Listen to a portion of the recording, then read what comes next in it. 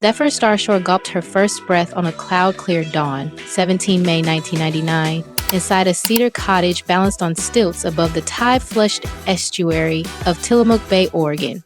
Outside, harbor seals barked at gulls squabbling over mussel scraps, while her mother, a touring neo-soul saxophonist who tucks pressed forget-me-not petals inside her reed pouch, rode a honey-warm riff that rattled seashell wind chimes. Her father, a coastal mapping drone pilot who sketches little cloud griffins in the corners of his logbooks, bent close until their foreheads touched and promised that rip currents, dinner table chatter, and fussy-sized charts would always step aside for a spirit brave enough to stretch, full height. Curves spiraled through the Starshore family tree the way barnacle veins lace driftwood, so nobody blinked when baby Zephyr popped her second flannel wrap before the kettle whistled. Granny Odessa slipped a gill net needle beneath each strained seam, patched every gap with sailcloth triangles dyed blueberry blue, then laughed that extra cloth cost pocket coins while teaching a child to shrink might cost her whole galaxies of dawn.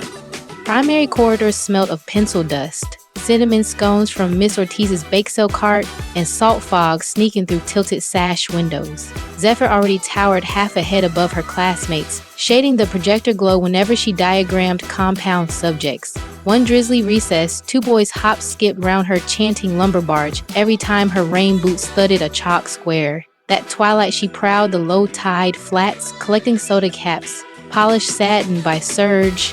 She thruded them onto fishing leader, stitched the jingling chain down her mint hoodie, and strode into class at first bell scattering prism freckles across ceiling tiles. A substitute literacy coach filmed 7 shaky seconds on a prepaid flip phone, posted the shimmer to a tiny video nook, and by lunch 15,000 strangers cheered the girl who hammered mockery into Lighthouse Spark. That night, Zephyr scribbled one line in violet gel beneath her subtraction drills.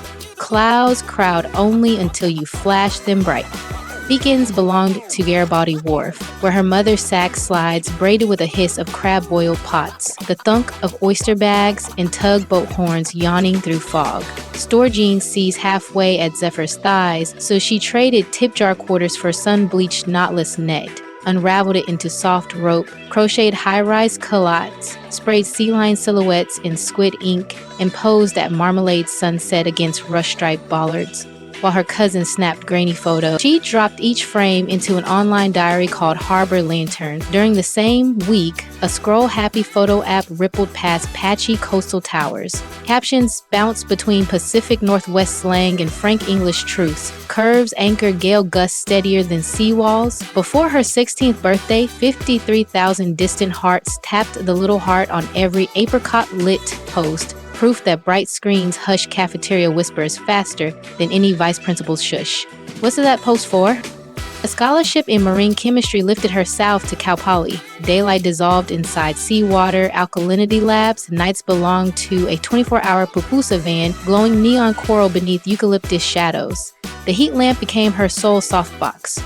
Between Cartito orders, she filmed 90-second reels, folding parchment into Coast Daisy barrettes, while decoding dart rotation in half-tide hush, half-lecture fizz. One upload layered humpback clicks on a lo-fi beat while she chain-stitched reflective anchor cord into thrift denim. And 48 hours later, the counter sailed past 1 million views. West Coast-style pages crowned her the Pupusa Kateri, yet every sponsored message stalled at size 16. Zephyr slid each pitch into a folder labeled Shrinking Nets, wiped pickled cabbage from her cup, and flipped another cheese fold. Equinox Mets blew an email from Columbia Sportswear asking her to co-design a storm shell capsule named Pacific Pulse. She answered with 3 basalt-firm terms. Patterns must reach 60-inch hips, half the creative crew drafted from community college fashion grads, and 10% of net profit pledged to kelp forest reseeding along the Oregon coast. Columbia signed before sunrise, silvered the lap skylight. Dawn, on shoot day, lit a hidden cove where sea otters cartwheeled among eelgrass ribbons. Zephyr guided curvy paddle surfers across glass water while a drone carved infinity signs overhead. When the lookbook dropped, every extended-sized coat disappeared in 41 hours across 28 countries. Harbor Lantern vaulted beyond 700,000 followers. Still smelling of cinnamon and diesel, she ducked behind masa sacks, balanced her phone on a spice crate, and live-streamed damp-thawed thanks beneath buzzing fluorescence. First friendly tap right now. If this tide already lifts, yo chest, hit subscribe. One feather touch guarantees you front row breeze. So the next voyage finds your feet before algorithm wind changes. Spotlight shimmer attracted rumor gulls. A gossip channel claims Zephyr taped steel plates around her waist under those Columbia shells. At sunrise, she paddled a cedar board beyond the kelp fringe, stood wide in sports bra and bamboo shorts, traced each stretched stripe with crushed fireweed powder, and riffed a sax loop that made pelicans bank. 10 million viewers reposted the jam tag fireweed proof, brushing magenta dust onto their own curves until gossip ebbed like tide slack. Snail wages braided with capsule royalties and whipped into Starshore butter, a custard swirling spruce tip butter, marionberry seed oil, and mica sparks that glow pearl when foam flashes pop. 19,000 tins cooled on her father's planer bench, lids tied with braided seine line. Each label stamped "Moisturize Your Horizon." Inventory vanished in 82 minutes, lifting $199,000. 20% launched beacon grants, shipping industrial surgers and field recorder kits to plus-size teens in Tide Zone schools from Westport to Crescent City. 8 months later, 36 grantees staged a floating fashion and Graywell song parade aboard a retro dredge barge wrapped in LED seafoam, streamed live to dawn shows from Nairobi to Nuuk. Partial Fashion Week burst new dockyard lore when a backstage vent shredded her emerald mesh gown from rib to thigh with 90 seconds to runway.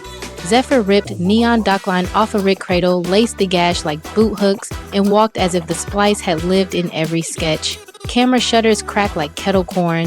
Vogue Cascadia dubbed the moment rope cadence, and another million lantern voyages surfaced before DJ Needle dropped track 1. A jilted aide gallop-trimmed emails claiming she demanded Dungeness sliders and chauffeured seaplanes for her rescue harbor seal taffy. She posted the full thread. Refillable water urns, lentil stew for crew, caption screens for death stylists, then funneled that month's affiliate flow, $136,000, into biodegradable crab trap pilots along Tillamook Reef. Fans echoed her doc credo, receipts shimmer brighter than rumor grit, until whispers melted like frost on deck planks. Midsummer metrics glow, sunrise rose, 6.9 million Instagram hearts, 3.4 million real voyagers, and 2 million steadfast channel subscribers. Engagement nudging 10% and forcing brand planners back to blank templates. Cartier invited her to headline a Top Hat Surge reel filmed inside Yakina Head Lighthouse lens. She accepted once Cartier pledged therapy stipends for oyster deckhands battered by winter storms. The finish short, her wrist scattering amber shards across iron ribs, became Cartier's most saved post this quarter. Family steadies her keel. Twice a month, she streams rhythm and resin. Mom lays funk-soaked sax grooves beside a propane skillet. Dad recites Cloudwatch haiku, and Zephyr flips thrift denim under twinkle light. One broadcast spiked 9 million views when Taffy watered across powdered sugar and sneezed a glitter blizzard onto the mic. A marine rescue now sponsors every stream, tagging rehabilitated seals with solar beacons paid for by Starshore butter. Butter revenue sailed beyond 12 million by its second solstice. She leased a dormant salmon smokehouse, carved skylights through corrugated tin, and hired furloughed deckhands, plus designed grads to whip custard and knot lids by hand during midday stretch dance sessions set to Sax House remixes. Efficiency consultants begged for heat shrink bans. She answered with her mother's line. Fingertips keep legend long after machines forget, and rope knot stayed. Mind Weather Honesty traces her feed with salt cliff portraits, sit beside Pupuso truck selfies captioned "Same sky, different weather." She shares breath loops recorded in tide caves, printable resilient sheets in English and Chinook, and sliding scale therapy codes. 126,000 followers say her shoreline candor became their first calm harbor. Community rides shimmer under crushed shell paint. Hundreds pedal the Bay Trail at dusk, wearing Starshore butter on collarbones and LED drift glass tassels on spokes. Ticket proceeds enlarge beacon grants and install wheelchair snorkel lifts at Tide Pool Coves. Chowder Shacks ladle late. Razor clam balls jump 15% on ride nights. Zephyr rides lead on a vintage cruiser with taffy plush bungeed up front, pausing to tie any rider's dragging lace. She is drafting a memoir titled Currents Keep Names for 11 language release next spring, while a documentary crew shadows her dream to turn retired NOAA buoys into floating maker hubs for coastal high schools. Puma's wide-toe wave lantern sneaker drops next quarter, threaded with reflective rope and cushioned by algae foam, steering 10% of revenue into beacon ceilings all along the Cascadia subduction arc. Beckentile shout out. Friend, if your subscribe bag still glows red, flip it mellow gray now. One tap ensures the next swell lands in your notifications ahead of algorithm. RIP.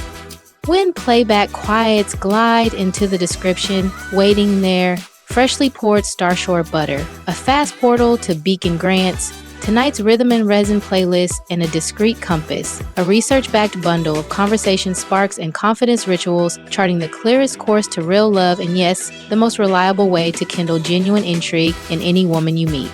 Totally free, no strings.